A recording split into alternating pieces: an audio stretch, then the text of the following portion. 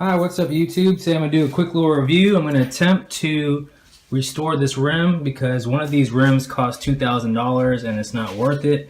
So rather than pay all that money, I'd rather spend like 30 bucks and buy a little Dremel rotary tool and the sand bit and a can of spray and go ahead and refinish this. So as you can see, the rim here has extensive damage. It has a lot of serious scuff marks right here on the edge. Curb rash and a little bit over here as well, and got some more chunks over here taken out, and then there's one big little notch right here, a deep gouge. I'm going to use some JB steel putty and fill that in and then sand it down and then paint the whole rim. And of course I have to take off the center cap and paint all that stuff. So this is a quick look of it, how it looks right now, and then I'm going to go ahead and refinish it, and then you all will see the before and after pictures. But I'm just going to do a little quick roundabout here so you can see all the damage that's on it. Right there.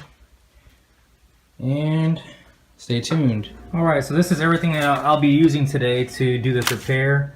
I got this little kit right here. It's a little Dremel rotary tool kit that has a few of these little sandpaper attachments here, and this is what it looks like whenever it goes on here. And I like to keep it on the low speed so I can take my time and smooth all these abrasions out.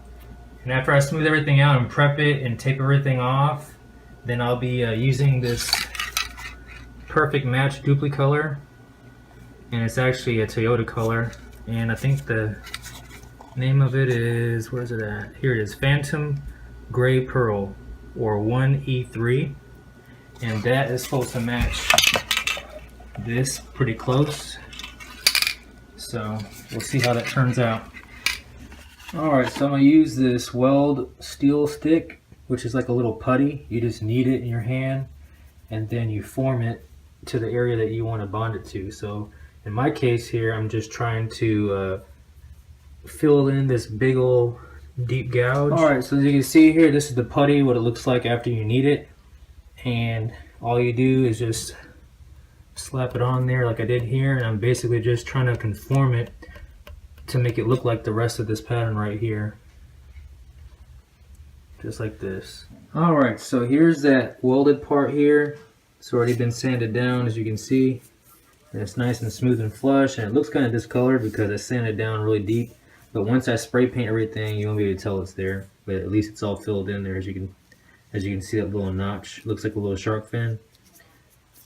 And then the rest of this has all been smoothed out. As you can see here, all the scuff marks are gone.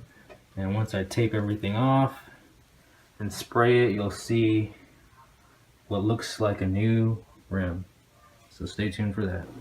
Alright, so I'm going to go ahead and prep the wheel so I can get it ready to get painted. I have the aluminum foil wrapped around the whole rim because I want to protect the tire. Alright, after you're done cutting all that stuff out, then you should have something that looks like this. Alright, so here's the finished product, as you can see here. No more scuffs. It's not perfect, but it's way better.